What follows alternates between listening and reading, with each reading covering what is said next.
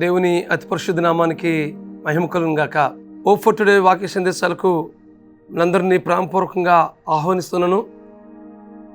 ఈ వాక్యం ఉంటున్న మీ అందరికీ మహాదేవుడును మన రక్షకుడినైన యేసుక్రీస్తు ప్రభువారి అత్యున్నతమైన నామంలో లైఫ్ చర్చ్ వైజాగ్ నుంచి మీకు శుభములు తెలియజేస్తా ఉన్నాను.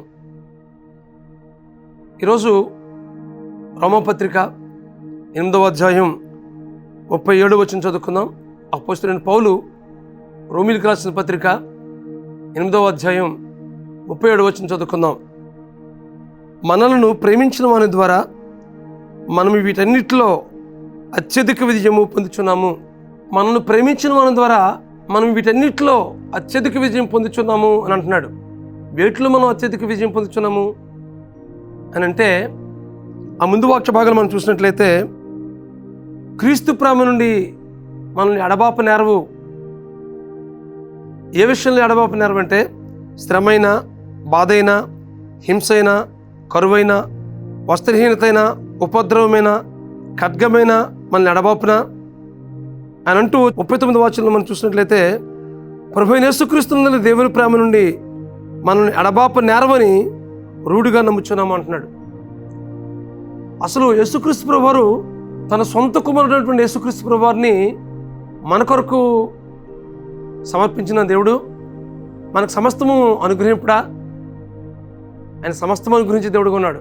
మనం చూసినట్లయితే దేవుని ప్రేమ నుంచి మనము ఎడబాపు నేరవు అని దేవుని వాక్యం మాట్లాడుతుంది. ఆయన మనల్ని ఎంతగానో ప్రేమించాడు. ఎందుకంటే మనం ప్రతి విషయంలో కూడా విజయం పొందుకోవాలని, అది కూడా మామూలు విజయం కాదు, అత్యధికమైనటువంటి విజయాన్ని పొందుకోవాలని దేవుడు మనల్ని ఏర్పాటు చేసుకున్నాడు. ఆయన మనల్ని ప్రేమించి ఈ లోకానికి ఆయన వచ్చాడు. ఎందుకోసం తెలుసా? ఆయనతో మనం మమేకం కావాలని, ఆయనతో కలిసి జీవించాలని. యేసుక్రీస్తు ప్రభువారు మన కొరకు తన విలువైన ప్రాణాన్ని సమర్పించాడు. ఎందుకోసం అంటే మనం అత్యధికమైనటువంటి విజయం పొందుకోవాలని. ఆయన మనం ప్రేమించాడు. ఆయన ఎంతగా ప్రేమించాడంటే, తన ప్రియకుమారుడైన యేసుక్రీస్తు ప్రభువారిని సిలువకు అప్పగించినంతగా ప్రేమించాడు.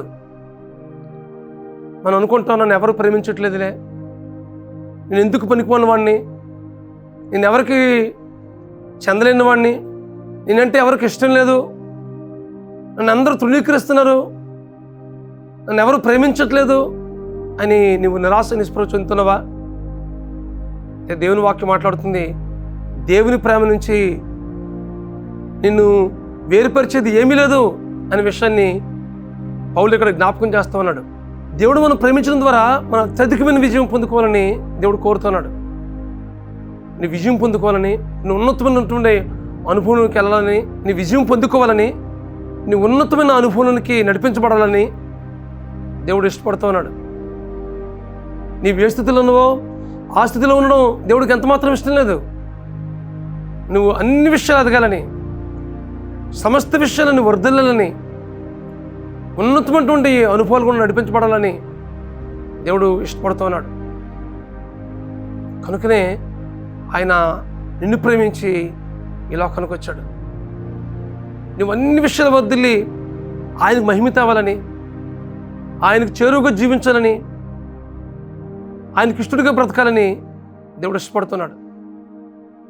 కాబట్టి నువ్వు అన్ని రంగాల్లో విజయం పొందుకున్నట్లయితే తద్వారా దేవునికి మహిమ, నువ్వు ఆశీర్వదించబడుతూ నువ్వు అనేక మందికి ఆశీర్వాదకరంగా ఉండాలని, అనేక మందికి దీవెనకరంగా ఉండాలని దేవుడు ఇష్టపడుతున్నాడు.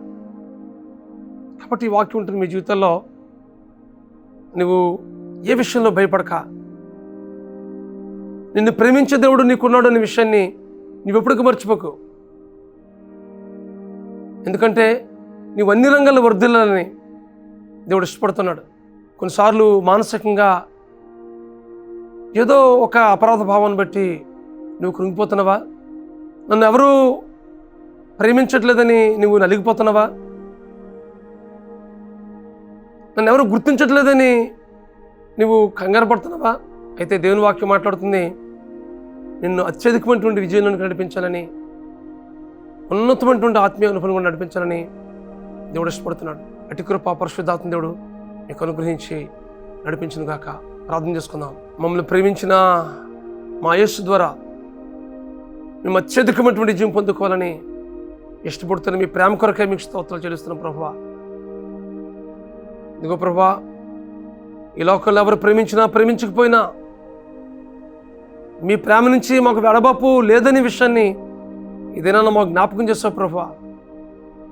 ఇదిగో ప్రభువా, మా ప్రియుల జీవితాల్లో ఏ విషయంలో కృంగుదలకు గురవుతున్నారో, ఏ విషయంలో నిరాశ నిస్పృహ చెందుతున్నారో,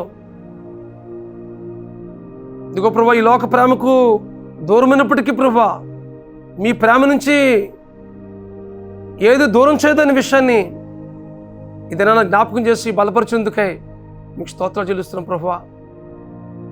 తద్వారా మా జీవితంలో అత్యధికమైనటువంటి విజయం పొందుకుని మేము దీవించబడుతూ అనేక మందికి దీవెనకరంగా ఉంచి నడిపించమని ప్రార్థిస్తూ మీ కృపగల హస్తానికి అప్పగించుకుంటూ మా ప్రభువును, మీ ప్రియకుమారుడును, మా రక్షకుడునైనా యేసుక్రీస్తు నామములో ప్రార్థించబడుకుంటున్నాం మా పరమ తండ్రి. ఆమేన్, ఆమేన్, ఆమేన్. God bless you friends. Have a nice day.